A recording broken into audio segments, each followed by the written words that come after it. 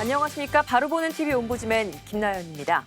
지난주 연합뉴스TV에서는 민주당이 대체 공휴일 제도를 주말과 겹치는 광복절 등에도 확대 적용하는 입법을 추진한다는 소식과 유럽연합 EU가 다음 달 1일부터 모든 회원국에 코로나 백신 여권을 도입하는 방안을 승인했다는 소식 등 국내외 뉴스를 신속히 전해드렸습니다.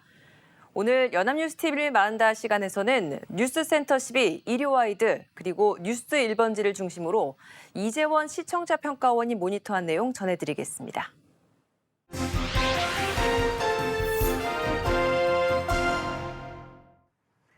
지난주 연합뉴스TV는 국민의힘 신임 당대표로 이준석 대표가 당선되어 헌정 사상 처음으로 30대 당대표가 나온 소식을 다각도로 전했습니다. 지난 6월 14일 뉴스센터 1, 2에서는 국민의힘 이준석 대표가 당선 후 처음 시작한 공식 일정 소식을 국회에 나가 있는 취재기자를 연결해 전했습니다. 기자는 국회에서 국민의힘 이준석 대표가 이날 아침 김기현 원내대표를 비롯한 당 지도부와 함께 국립대전현충원을 찾아 서해수호 희생장병의 넋을 기렸다고 전했습니다. 이 대표가 내일을 준비하는 대한민국은 숭고한 희생과 헌신을 잊지 않겠다고 방명록에 적은 내용을 전했고, 보수 정당으로서 안보에 대한 언급은 많이 했지만 보훈 문제나 사건 사고 처리에 적극적이지 못했던 면이 있다며 개선하겠다는 의지를 담았다고 말했다고 보도했습니다. 이 대표는 국립대전현충원에서 참배를 마치고 철거 건물 붕괴 참사 희생자 합동 분향소가 마련된 광주를 찾았습니다.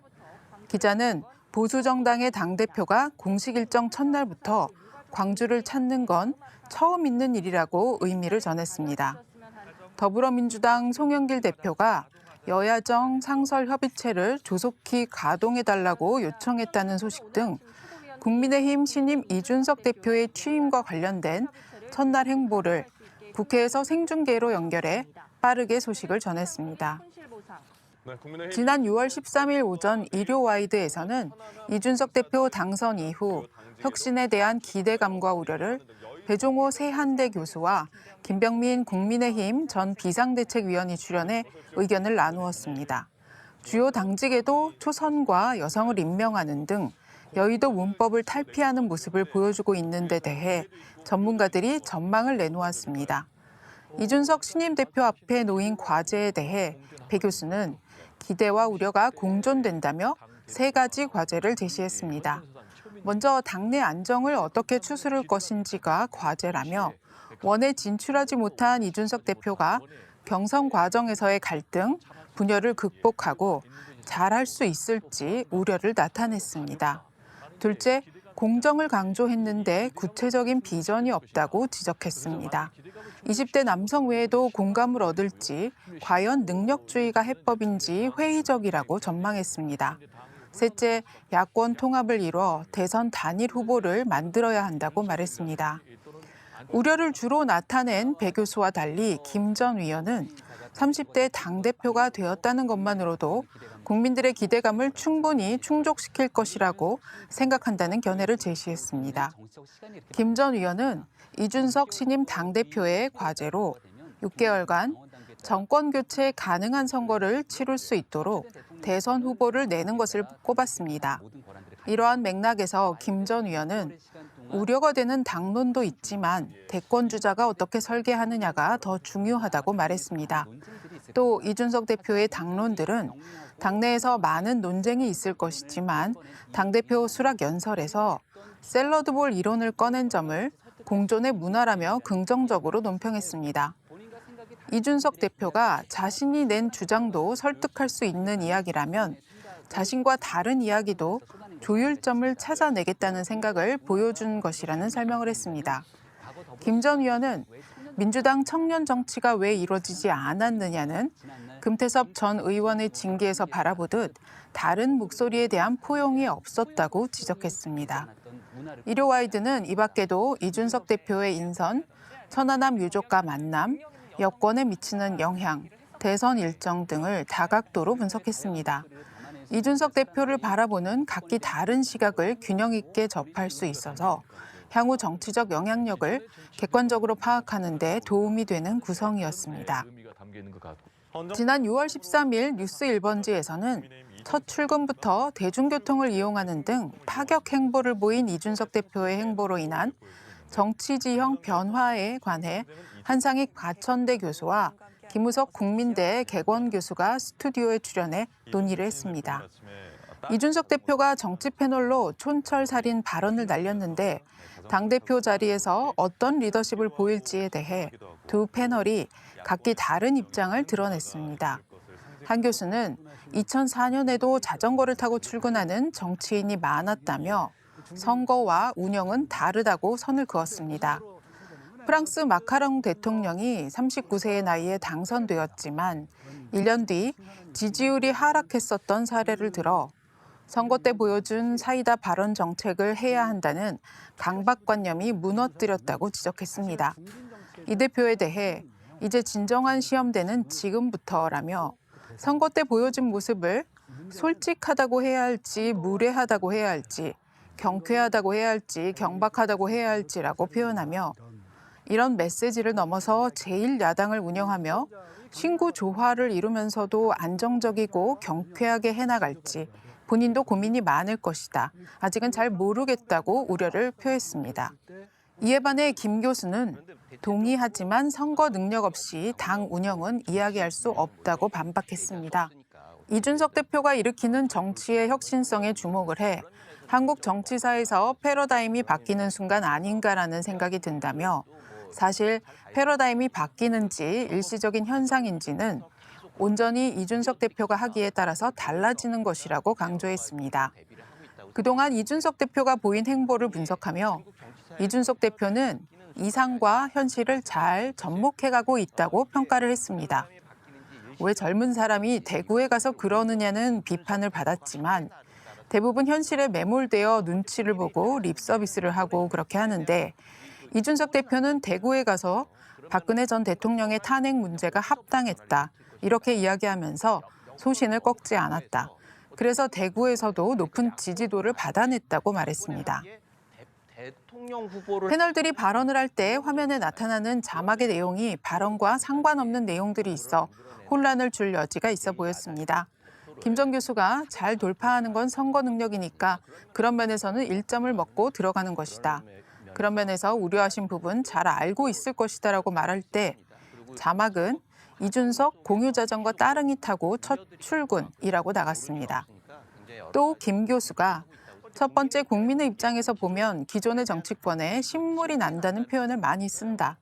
그럼 뭔가 변화를 일으켰는데 어디서부터 변화를 일으킬 건가라고 말할 때는 안보 강조, 천안함 청년 장병 희생 추모 자막이 보였고 대통령 후보를 만들어내는 제1야당의 대표를 파격적으로 교체해 실질적으로 충격파를 주자는 게 국민들의 생각이라는 발언에는 이준석 샐러드볼 비빔밥 언급, 공전 강조 자막이 나가는 등 발언과 관계없는 정보들이 자막으로 연달아 제시되었습니다.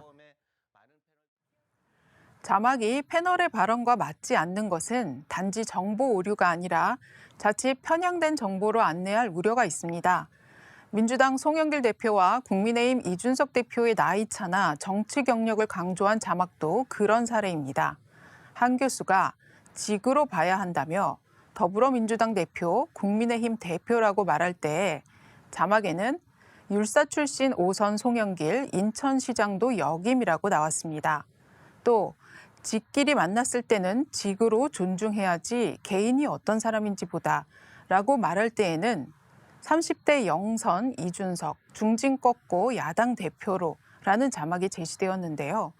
정치적 연륜의 차이를 부각시키는 자막은 자칫 흥미 위주로 선거를 보도하고 편파적으로 보도하는 경마 저널리즘으로 흐를 우려가 있습니다.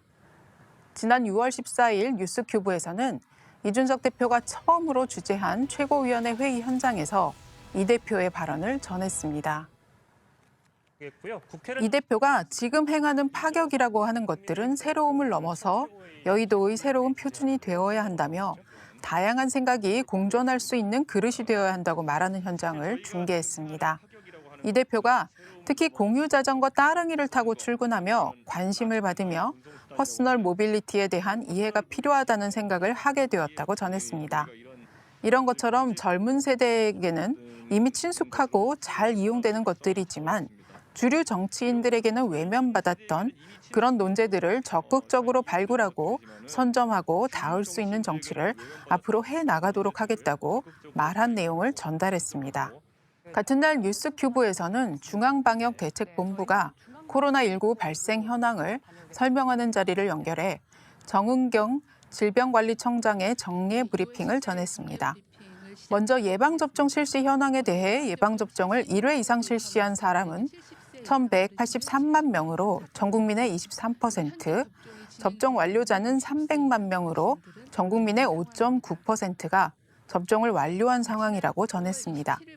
현재까지 아스트라제네카 백신은 806만 회분이 공급되었고 현재는 약 재고량을 204만 회분으로 추정하고 있어서 60세에서 74세 이상 어르신들에서의 예약 초과자가 36만 명 정도로 추정하고 있는 상황이라고 전했습니다.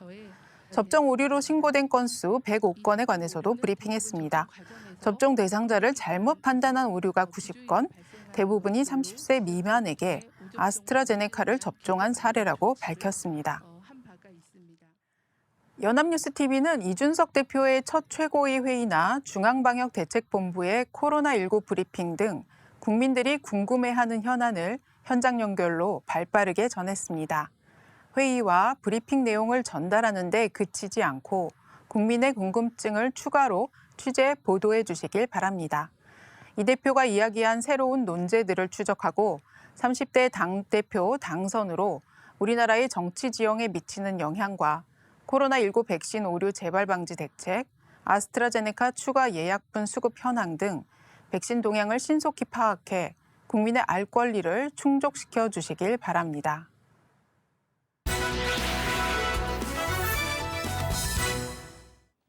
이번 순서는 주말에 방영되는 제작 프로그램을 대학생의 시선으로 분석하고 평가한 내용을 들어보는 캠퍼스 TV 리포트 시간입니다. 이번 주는 서강대학교 커뮤니케이션학과 박수빈 학생 나와 있습니다. 안녕하세요. 안녕하세요. 네, 지난주에 어떤 프로그램 모니터했나요? 네, 저는 매주 일요일 오전 9시 30분에 방송되는 명품 리포트 맥을 모니터했습니다. 지난 13일 정치적 이슈를 다루는 여의도 풍향계에서는 이준석 대표의 당선이 정치권에 불러온 영향을 짚어보았고 기업 소식을 맑은 기업과 흐린 기업으로 나누어 보는 주간 기업 기상도를 살펴봤습니다. 그럼 자세한 모니터 내용 지금부터 전해드리겠습니다.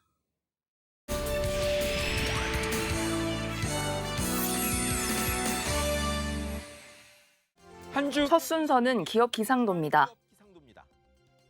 첫 번째 맑은 기업은 두산중공업이 등장했는데요. 신재생 에너지 장비와 소형 원전 2개로 1분기에 3천억 대의 흑자를 냈고 국내 최대 제주풍력단지의 공급까지 따냈다고 합니다. 다음 맑은 기업은 대한항공을 필두로 한 항공업계를 소개했습니다. 방역 우수국끼리 백신 맞은 관광객을 격리 없이 받는 트래블 버블이 추진되고 있다는데요. 엄격한 단체 관광이라는 한계는 있어도 일단 숨통이 트였다고 합니다. 항공 외에도 호텔과 면세점도 한숨 돌리게 되었다는데요. 경기도 살고 코로나 이전으로의 복귀에 더 다가서고 있다는 말이 반갑게 와닿았습니다. 이어서 흐린 기업으로 네이버를 소개했습니다. 극단적 선택불은 임원 갑질 문제가 대주주 대표로 번지며 확산 일로라고 합니다. 스스로 조치하지 못해 결국 정부가 특별 근로감독에 나섰다고 합니다. 다른 기업들 일 나기 전에 고치시기 바랍니다. 롯데그룹입니다. 다음은 롯데그룹입니다. 입법 예고된 공정거래법 시행령 개정안에는 출자한 해외 계열사 정보도 공시해야 한다는데요. 국내 지주사는 호텔 롯데지만 주인인 일본 롯데홀딩스를 통해 간접 출자한 신 회장 가족회사 일본 광윤사 정보는 알려진 게 거의 없다고 합니다. 기자는 일본 본사 내역을 공개해야 할 상황에 몰렸는데 강제할 방법까지 생기기 전에 먼저 투명하게 밝히면 좋겠다고 전합니다.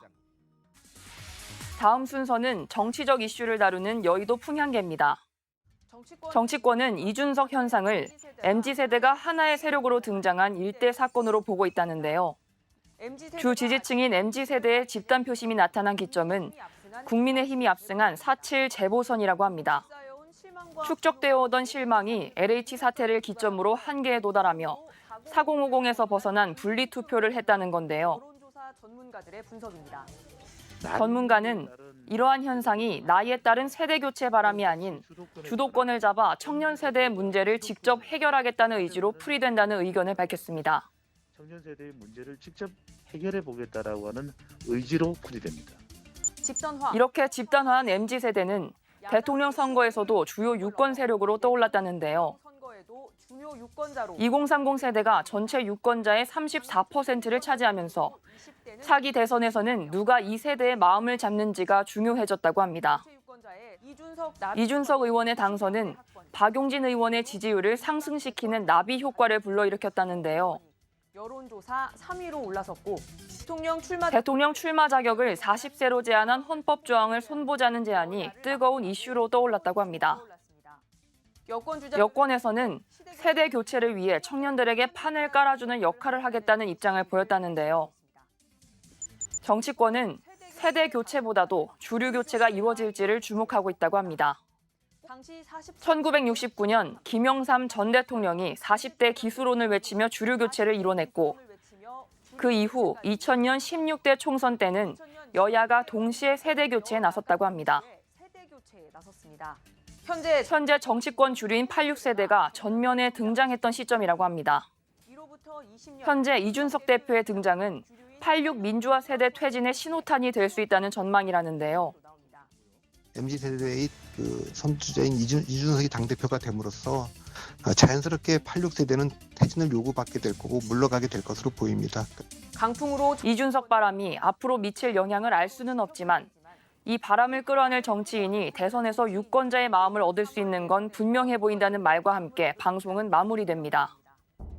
지금까지 여의도 풍향기였습니다. 네, 모니터한 내용 잘 봤습니다. 그럼 박수빈 학생은 이번 명품 리포트 맥에서 어떤 부분이 가장 인상 깊었나요? 네, 저는 MZ세대가 4050 세대에서 벗어난 분리투표를 하면서 다음 대선의 주요 유권 세력으로 떠올랐다는 부분이 가장 인상 깊었습니다. 주도하기보다는 보조하던 세대에서 청년 세대 문제 해결을 위해 주도권을 잡는 세대로 나아갔다는 것이 정말 주체적이고 새로운 변화를 몰고 올 만한 사건이라고 생각됩니다. 네, 수고 많았습니다. 지금까지 서강대학교 커뮤니케이션학과 박수빈 학생이었습니다. 고맙습니다. 감사합니다.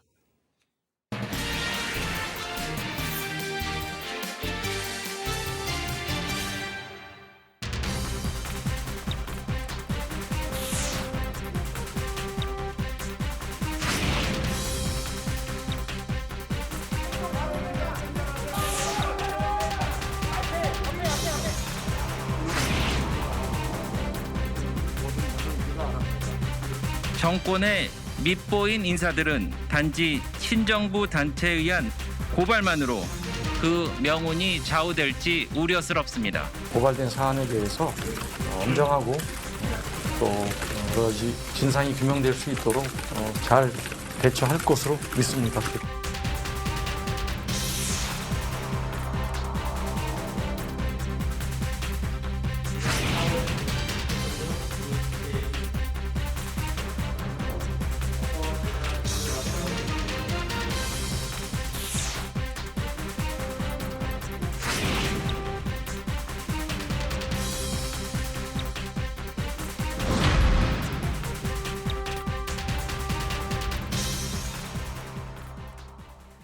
고위공직자범죄수사처가 윤석열 전 검찰총장 수사에 나서며 정치적 파장이 일고 있습니다. 공수처의 윤 전 총장 수사에 대한 여야 입장이 엇갈리는 가운데 유력한 야권의 대선 주자에 대한 공수처 수사가 향후 대선 전국에 어떤 영향을 미칠지 정치권에서 촉각을 곤두세우고 있습니다. 오늘 TV와 비평에서는 공수처의 윤 전 총장 수사 착수를 둘러싼 여러 논란에 대해 언론에선 어떻게 보도하고 있는지 자세히 알아보겠습니다. 경희대학교 커뮤니케이션 연구소 이장환 교수 자리하셨습니다. 어서 오세요. 안녕하세요. 네, 공수처가 어떤 혐의로 윤 전 총장에 대한 수사를 시작하게 됐는지 그 내용을 좀 설명해 주시고요. 여기에 대해서 윤 전 총장의 입장 그리고 정치권의 반응에 대해서 언론에서 보도하고 있는 내용 말씀해 주시기 바랍니다. 네, 지난 4일 고위공직자 범죄수사처는 윤석열 전 검찰총장의 직권남용 혐의로 입건했는데요. 윤석열 전 검찰총장 고발인인 시민단체 사법정의를 바로 세우기 시민행동은 2월과 3월 옵티머스 펀드 사기 사건과 한명숙 전 총리 관련 사건을 들어 윤 전 총장을 직권남용 권리 행사 방해 혐의로 고발했습니다. 서울신문은 공수처가 옵티머스 부실 수사 의혹 등 2건과 관련해 유력 대선 주자인 윤석열 전 검찰총장에 대해 수사에 착수하면서 수사 방향과 속도에 관심이 쏠린다면서 내년 대선이 불과 9개월여 앞둔 시점이라며 수사가 장기화될 경우 공수처가 상당한 정치적 부담을 받을 수 있다고 전합니다. 한편 연합뉴스는 윤석열 전 검찰총장의 직권남용 혐의에 대해 윤 전 총장 측 송경식 변호사는 공수처 고발건에 대해 특별히 밝힐 입장은 없다는 말을 전합니다. 뉴스원은 국민의힘 이준석 당 대표의 경선 당시 자신의 페이스북에 올린 글을 전합니다. 범야권 유력 대권 주자로 주목받는 윤석열 전 검찰총장에 대한 수사가 진행된다고 한다면 시험대에 오르는 것은 윤석열 총장이 아니라 공수처라고 지적했다고 전합니다. 네. 파이낸셜은 윤 전 총장이 담당하면서 수사에 임하고 소명의 시비를 가려 한다며 민주당으로서 현 상황에서 특별히 언급할 게 없다는 노웅래 더불어민주당 의원의 전화 통화를 전합니다. 여기에 배준영 국민의힘 대변인은 구두논평에서 수사 소재인 옵티머스 수사 부실 사건, 한명숙 사건 수사 방해 모두 납득하기 어렵다는 게 법조계의 중론이라며 정권의 밉보인 인사들은 단지 친정부 단체에 의해 고발만으로도 그 명운이 좌우될지 우려스럽다는 비판을 전합니다. 이처럼 언론은 공수처의 윤석열 전 검찰총장의 직권남용 혐의 수사에 대해 공수처의 중립성에 대한 정치권의 치열한 공방이 예상된다고 전했습니다. 네. 이 정치적인 분석이 굉장히 엇갈리는 만큼 보수 진보에서 바라보는 시각도 참 다를 것 같습니다. 네네. 이번 공수처가 수사에 착수하게 된 배경 그리고 수사에 대한 전망 또 법조계 반응 등에 대해서 보수 진보 언론에서 각각 어떻게 좀 보도하고 있는지도 짚어주시기 바랍니다. 네, 공수처가 내년 대선을 앞두고 야권 유력 대선 주자인 윤석열 전 검찰총장을 상대로 정식 수사 절차에 들어가면서 정치적 의도를 놓고 논란이 커지고 있는데요. 공수처가 윤 전 총장의 직권남용 권리행사 방해 혐의를 두고 검토 중인 사건은 옵티머스 펀드 사기 사건 부실 수사 의혹과 한명숙 전 국무총리 수사팀의 모해 이중 교사 의혹 사건에 관한 수사 방해 혐의입니다. 문화일보는 이번 공수처 결정은 스스로 정치적 논란을 자초한 셈이라며 김종민 변호사의 주장을 전하면서 법조계에선 윤 전 총장의 혐의가 인정될 가능성을 매우 낮게 보고 있다고 말합니다. 이창현 한국외대 로스쿨 교수도 수사주의 선상에서 윤 전 총장이 수사팀을 압박했다는 증언이 나오지 않는 한 공수처가 기소하기에는 무리가 있어 보인다고 주장합니다.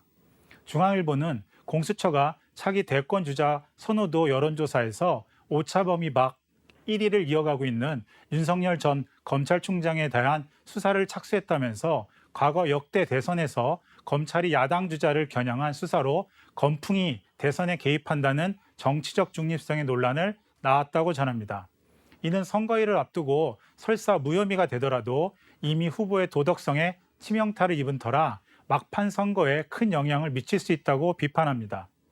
하지만 경향신문은 공수처가 야권 유력 대선 주자인 윤석열 전 검찰총장의 수사에 착수한 것과 관련해 김용민 더불어민주당 최고위원은 용두삼일지 판도라의 상자가 열릴지 지켜보겠다며 공수처는 헌법재판소가 설립 초기 용단을 통해 국민의 신뢰를 얻고 자리를 잡을 수 있었다는 역사적 교훈을 기억해야 한다며 철저한 진상조사 요구를 주장을 전합니다. 이처럼 보수 언론은 공수처의 윤석열 전 검찰총장의 수사는 유력 대권 주자에 대한 정치적인 공세이며 공수처가 고발인 조사만으로 혐의를 입증하기도 어려울 것이라고 보도합니다. 진보 언론은 윤 전 검찰총장을 소환하거나 기소할 경우 정치적 파장이 커질 것이며 직권남용 혐의를 입증하기 어려우므로 수사 사항을 지켜봐야 한다면서도 철저한 진상조사가 필요하다고 전합니다. 사실 지금 이렇게 여러 논란이 나오는 이유 중에 하나도 공수처가 아직은 제대로 안착되지 네네. 못한 상황이기 때문이기도 할 것 같습니다. 현재 공수처의 상황이 좀 어떻고 그동안 여러 논란들도 있지 않았습니까? 이 논란도 좀 짚어주시면 좋을 것 같고요. 네. 공수처가 그렇다면 신뢰를 회복할 수 있는 방안은 무엇인지 언론에서 주목한 부분 짚어주시면 좋을 것 같습니다. 네, 공수처가 출범 후 사건 번호를 부여해 수사에 착수한 사례는 모두 9건으로 1호와 2호 사건은 조희연 서울시 교육감 부당 특별채용 의혹 사건이고 3호는 윤중천 면담 보고서 허위 작성 의혹을 받는 이규현 검사 사건, 4호는 기소된 이성윤 서울고검장 사건에 공소장을 유출한 사건, 5호와 6호는 김학의 전 차관 불법 출국 금지 사건과 이 사건의 수사 무마 의혹 사건, 7호와 8호는 윤석열 전 검찰총장의 옵티머스 펀드 사기 부실 수사 의혹과 한명숙 전 총리의 수사팀의 위중교사 관련 수사방해 의혹 사건이며 9호는 부산 LCT 정관계 로비 의혹 사건에 관련된 검찰 지휘부의 봐주기 수사 의혹이 있습니다. 한겨레 신문은 공수처가 조희연 서울시 교육감과 윤석열 전 검찰총장 등 주요 인사들이 연루된 이첩 고발 사건 수사에 잇따라 착수했다면서 출범 초기부터 정치적 공방의 복판으로 빨려 들어가고 있으며 윤 전 총장의 경우 유력 대권 주자라는 이유로 야권의 공세가 거세게 일고 있다. 여기에 인력과 수사 경험이 부족한 공수처가 너무 많은 사건을 수사하겠다고 나선 탓에 이를 제대로 처리하기 어려울 것이라는 시각도 있다고 전합니다. 중앙일보 또한 공수처가 이성윤 서울중앙지검장에 대한 황제조사 장면이 담긴 CCTV를 입수한 언론사 취재기자를 뒷조사했다는 의혹과 검찰 안팎에서는 불법 언론 사찰, 월권이라는 논란이 끊이지 않고 있다고 비판합니다. 경향신문도 공수처가 선택한 사건들은 대부분 전현직 고위 검사가 수사 대상이며 공수처 수뇌부 검찰 견제의 의지가 수사의 배경으로 거론되는데 결국 공수처 수사 대상은 김진욱 공수처장 직속 수사과에서 결정한다고 전합니다. 한편 뉴스원은 공수처가 내주 검사 추가 채용 절차에 돌입하는 등 인력 확보에 총력을 다하고 있지만 쌓이는 사건을 감당하기엔 역부족인 것으로 보인다고 합니다. 지난 검사 채용 때도 최종 임명과 인자인 대통령께 최대 2배수까지 후보자 명단을 올렸지만 적임자 부족으로 정원보다 적은 인원을 추천했고 결국 최종 미달되었고 최근에는 내달 복귀 예정이었던 검찰 파견 수사관 대다수가 복귀를 희망한 것으로 알려지며 일각에선 공수처 위상을 우려하는 목소리가 나온다고 전합니다. 이처럼 언론은 공수처의 수사 사건의 선택과 배당에 대한 공수처장의 정치적 중립성 문제, 부족한 수사 인력, 행정 시스템의 구축이 시급하다고 시작합니다. 그리고 언론은 공수처가 이런 난관들을 잘 극복해낼 수 있을지 많이 우려하고 있습니다. 네, 그 우려를 좀 극복하는 게 공수처의 또 다른 네네. 과제가 아닐까라는 생각도 듭니다. 대선이 이제 10개월도 채 남지 않은 상황입니다. 대선 국면에서 다양한 후보들이 나올 텐데 네네. 그 후보들에게 또 여러 가지 의혹이나 논란들이 쏟아지지 않겠습니까? 네. 여기에 대해서 우리 언론이 어떻게 좀 접근을 해야 될지 바람직한 보도 태도 마지막으로 짚어주시기 바랍니다. 네, 앞으로 있을 윤석열 전 검찰총장의 공수처 수사나 대선 국면에서 유력 대권 주자들을 둘러싼 의혹과 논란 등에 대한 언론 보도의 태도는 매우 중요합니다. 언론은 대권 주자들 간의 네거티브 공방을 후보 검증보다 더 많이 취재 보도하는 경향이 있습니다.